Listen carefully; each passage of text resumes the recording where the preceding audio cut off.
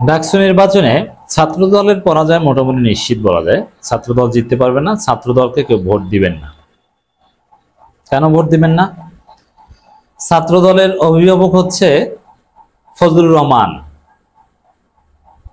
আর ফজলুর রহমানকে ঢাকা বিশ্ববিদ্যালয়ে অবাঞ্ছিত ঘোষণা করা হয়েছে।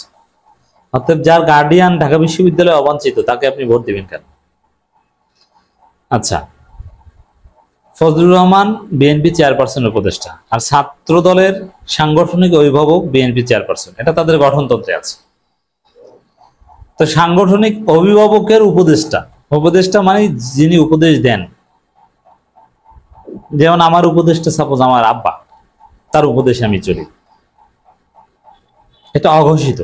এর মানে কি আমার চাইতেও বড় কিছু, আমার চাইতে অনেক উপরে। সে যদি আমার কিছু বলে যে এইটা করা যাবে না, এটা করা যাবে না, আমি করতে পারি। তার উপদেশ আমার কাছে শিরোধার্য। এখন কাজ তো করি আমি, কিন্তু সে তো কিছুই করে না, সে জাস্ট উপদেশ দেয়, ওইটাই মান্য, কিছু করার নাই। ওরকম রিয়ালিটি অথবা ভার্চুয়ালি বিএনপি চেয়ারপারসনের বস আব্বা হচ্ছে ফজলুর রহমান, তিনি উপদেশ দেন। উপদেশ দিলে উপদেশ মানতে হবে, এবং উপদেশ অনুরোধ কিন্তু না, উপদেশ কিন্তু ধমক দিয়েও দিতে পারেন। উপদেষ্টার যে হুকুম,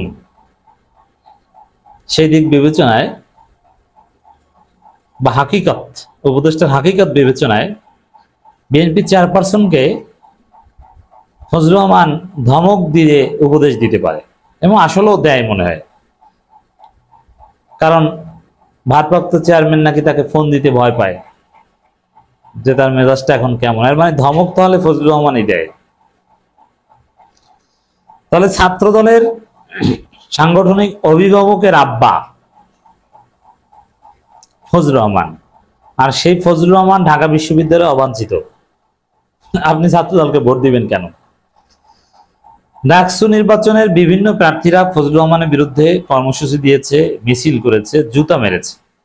অনেক প্রার্থীরা এগুলোর সাথে জড়িত, মুখ খুলেছে। শিবির স্পষ্ট বিবৃতি দিয়েছে। ডাকসুর এজিএস প্রার্থী তিনি সর্বপ্রথম ফজলুর রহমানের বিরুদ্ধে লিখেছেন না, ফজলুর রহমানের এই বিষয়ে কিছু একটা করতে হবে, বিএনপিকে স্পষ্ট করতে হবে এটা কি বিএনপির বক্তব্য কিনা। তো সেই জায়গায় দর্শক, ডাকসুতে ঢাকা বিশ্ব ছাত্রদল কোনোভাবেই ভোট পায় না, ভোট দিতে পারবে না। আবার দেখেন, ফজলুর রহমানের চেতনা সমৃদ্ধ কথা বলছে ছাত্রদল ডাকসু নির্বাচনে প্রচারণা চালাতে। কি বলছে? শিবিরকে ইঙ্গিত করে বলেছে যে ঢাকা বিশ্ববিদ্যালয়ের প্রশাসন স্বাধীনতা বিরোধী মতাদর্শের লোকদেরকে অনুমতি দিয়ে নির্বাচন করার সুযোগ দিয়ে পক্ষপাত করেছে।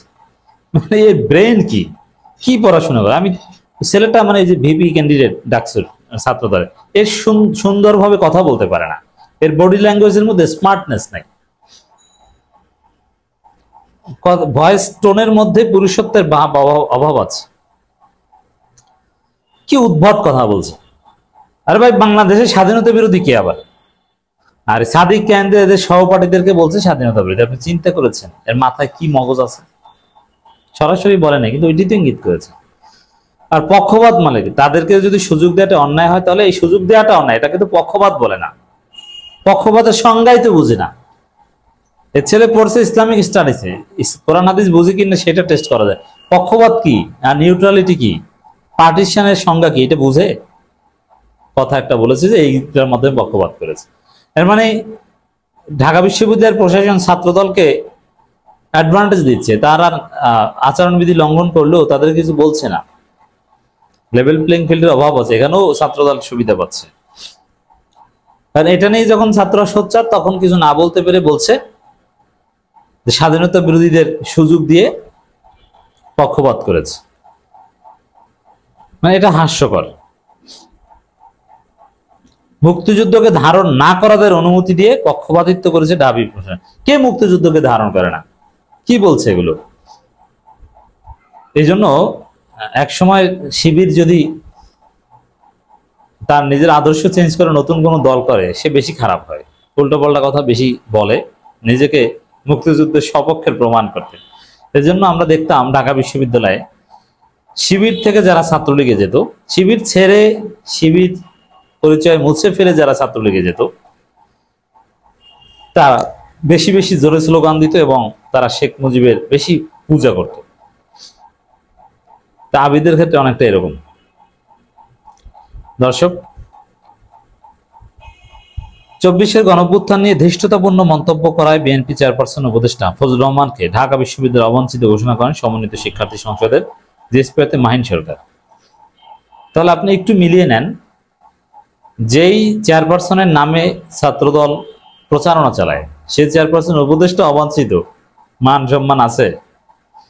তবে ছাত্রদল এখানে একটা কাজ করতে পারে, তারাও যদি ওই কুশপুত্তলিকে দাও এবং জুতো মারা কর্মসূচিতে অংশগ্রহণ করতে পারতো, তাহলে হয়তোবা এই ঝামেলাটা মুছিয়ে ফেলতে পারতো। আসলে ঢাকা বিশ্ববিদ্যালয়ে ছাত্রদলের যে ভূমিধস পরাজয় হবে তার জন্য এই ফজু পাগলাও দায়ী হয়ে থাকবে। মধুরকান্তি সংবাদ সম্মেলন করে এই ঘোষণা অবাঞ্ছিত। এটা একটা মজার খবর যে ঢাকা বিশ্ববিদ্যালয়ে বিএনপি চেয়ারপারসন উপদেষ্টা অবাঞ্ছিত। তাই বিএনপির রাজনীতি কোন কোন জায়গায় কতটা কঠিন পরিস্থিতিতে বুঝতে পারছেন। সমন্বিত শিক্ষার্থী সংসদের জিএস প্রার্থী মাহিন সরকার বলেন, বিএনপি চেয়ারপারসন উপদেষ্টা ফজলুর রহমান জুলাই গণঅভ্যুত্থান শক্তি সমকে নিয়ে একটি চূড়ান্ত রকমের ধৃষ্টতাপূর্ণ মন্তব্য করেছে। এখন তাকে বহিষ্কার করলে যে অবাঞ্ছিত কেটে যাবে তা না, বহিষ্কার করলে তো আরো বেশি বেকায়দায় পড়বে। তখন তো রাস্তাঘাটে মাইল খাবেন এবং সুপ্রিম কোর্টে আসেন মাঝে মাঝে, সুপ্রিম কোর্টে তো ঢাকা বিশ্ববিদ্যালয় আশেপাশে, তোকে মায়ের দিতে সুবিধা হবে।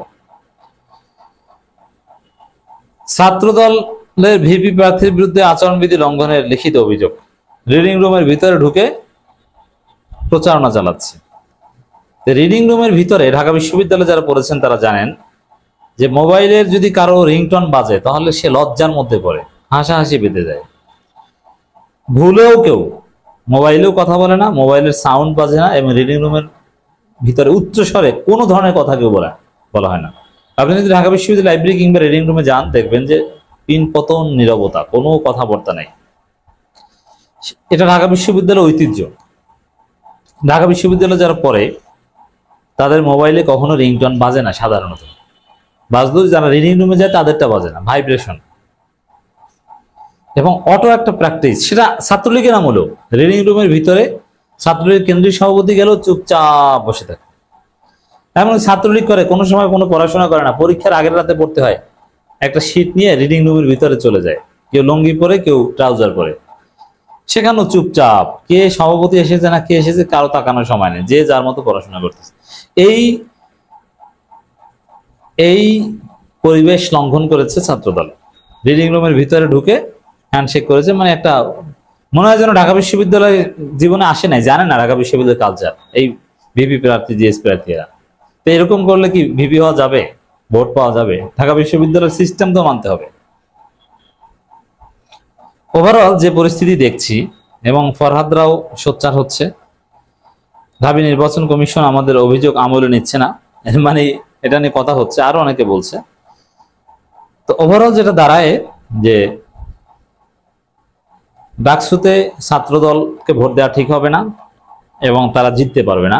ফজলু পাগলা তাদের অভিভাবক, তারা কঠিন পরিস্থিতিতে পড়ছে।